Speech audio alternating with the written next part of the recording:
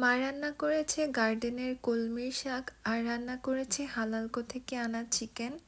আর রাতে খেয়েছি নিহারি দিয়ে গরম গরম পরোটা। আসসালামু আলাইকুম everyone, welcome to my new blog.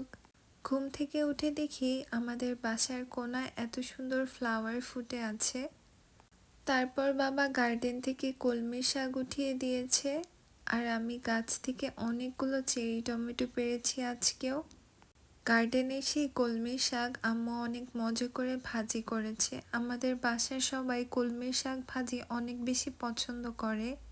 সেদিন হালালকো থেকে যেই চিকেনের লেগ পিসগুলো এনেছিলাম সেগুলো মা অনেক মজা করে ঝাল ঝাল করে আলু দিয়ে ঝোল রান্না করেছিল। আর সেদিনের সেই হালালকো থেকে আনা নেহারির পায়াগুলো দিয়ে আম্মু অনেক মজা করে নেহারি রান্না করেছিল রাতের জন্য। আর সাথে বানিয়ে দিয়েছিল গরম গরম পরোটা। আম্মুর হাতের নেহারি মাশাআল্লাহ অনেক মজা হয়েছিল, আলহামদুলিল্লাহ।